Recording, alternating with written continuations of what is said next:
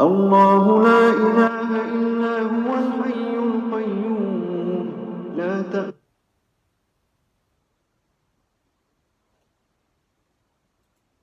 تأخذه سنة ولا نوم له ما في السماوات وما في الأرض من ذا الذي يشفع عنده إلا بإذنه يعلم ما بين أيديهم وما خلفهم ولا يحيطون بشيء من علمه إلا بما شاء وسع كرسيه السماوات والأرض ولا يؤوده حفظهما وهو العلي العظيم.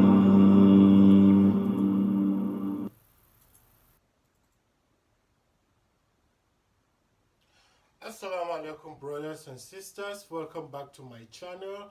My name is Ashil Copy Paste. If you're here for the first time, please make sure to subscribe so that you will be the first to get our notification once we upload. And do not forget to like and share our videos. And don't forget the comment section down below is all for you. You can either paste or drop a link. For sure we will get back to you. Brothers and sisters, today we are going to continue with our daily deluxe of light upon light. And the lectures of today, or rather the question of today, is going to be carried out by Al-Sheikh Shabir Ally. And the question is, why do Muslims mention Prophet Muhammad, peace be upon him, in their ritual prayers, that is in their daily prayers? Remember, if you're new to our channel, do not forget to subscribe so that you'll be the first to get our notification once we upload. And don't forget, comment section down below is all for you. And most importantly, subscribe, like, and share. Let's get it, let's go.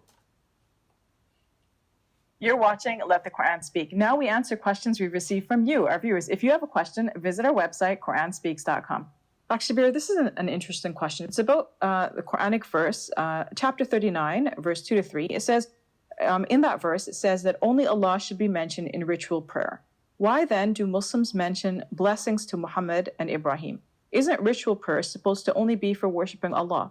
Also, if we are supposed to perform ritual prayer like Prophet Muhammad, did he send blessings to himself in prayer? So 2 questions. One is about, shouldn't we just be worshiping Allah when we're praying, God? And then the second question is, if the Prophet Muhammad is the one who told us how to pray, why would he, say that we should send blessings upon him in the prayer? Mm-hmm.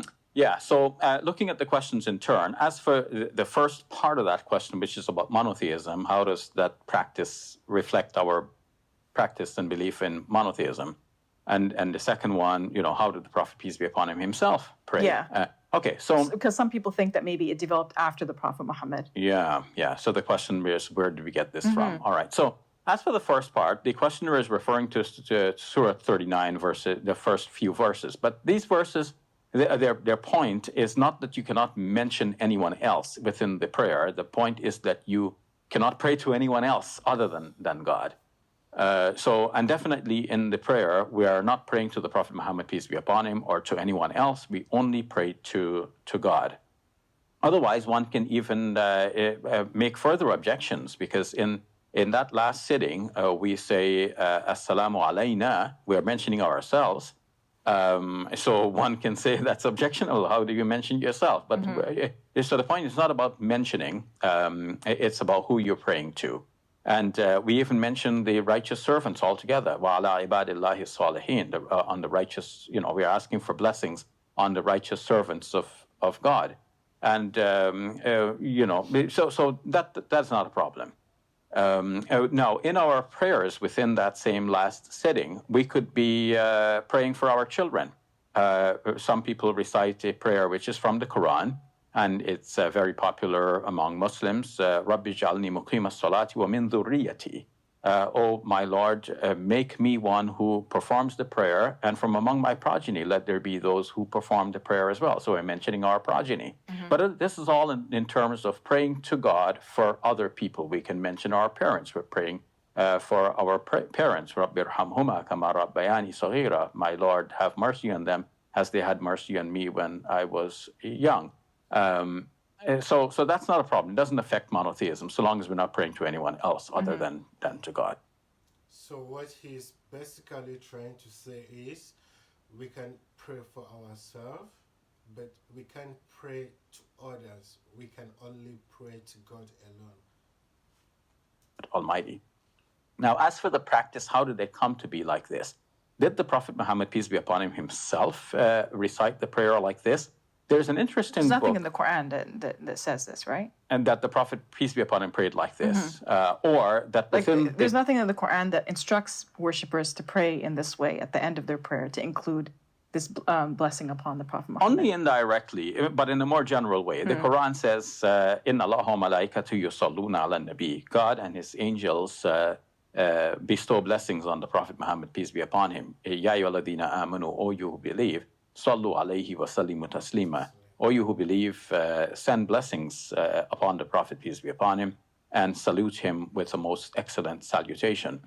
Muslim commentators on the Quran say that the companions of the Prophet, peace be upon him, wanted to know how this is done, and the Prophet, peace be upon him, taught them the kinds of prayer which we now use in our last sitting within the formal daily 5 prayers, and others besides.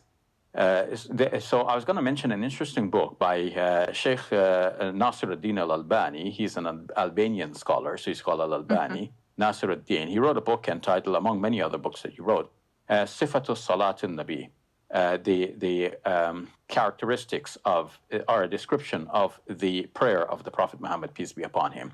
And then he has a whole section dealing with this last sitting and how we should pray during this last sitting. Now, I don't recall specifically whether he said that the Prophet Muhammad, peace be upon him, used to actually pray a similar prayer, but definitely it is mentioned that he taught his companions to pray like this, to say something with words which vary from one report to another, but they come down to the same basic meaning, that we're asking God to bless our Prophet Muhammad, peace be upon him, as he blessed the Prophet Abraham before that, and blessed the family of the Prophet, peace be upon him, as God blessed the family of Abraham prior. So this then, for Muslims, would be a tradition that goes back to the earliest generations of Muslims, as the hadith indicate. And while I have exhibited some caution with regards to taking hadiths just as they are, without any kind of scrutiny, when the hadiths are related to something like the prayer, which was practiced continuously, the specific words might be forgotten, and that's why we have varied narratives about what the specific words are. But the very fact that you would do this, and that's the whole basic comport of it, that you're asking God to bless the Prophet as he blessed the Prophet Ibrahim, this is so widely reported and was practiced from the very beginning, so that there is nothing to remember. You see, the reason for being skeptical about hadith is about the memories of people. Did they really remember these words and pass them on from one generation to another? But when something did not have to be memorized because it was a living practice, it was going on day after day, several times a day, and parents were teaching their children, this is how you pray, and it goes on from one generation to another, this is more dependable than something like a story that somebody had to remember, because they could forget the story, they could mix up the story with another one, and so on. So this is dependable, that this is how Muslims have prayed from the very earliest times. And by doing that today, we are following a great and old tradition. Thank you for that, Dr. Shabir. You're welcome. Ya ayyuhallazina amanu, sallu alayhi wa sallamu tasliman. Okay, brothers and sisters, here we come to the end of our video. I hope you learned something from there, and why Muslims do mention Prophet Muhammad alayhi salat wassalam in their daily rituals. Remember, please, if you are new to our channel, do not forget to subscribe, most importantly, so that you'll be the first to get our notification once we upload. And don't forget to like and share our videos, and don't forget, should it be you have any doubt in your mind, something you would love for us to clarify for you, just drop down on the comment section and just paste or leave a comment. For sure we will get back to you. See you next time on Light Up or Light. Stay safe.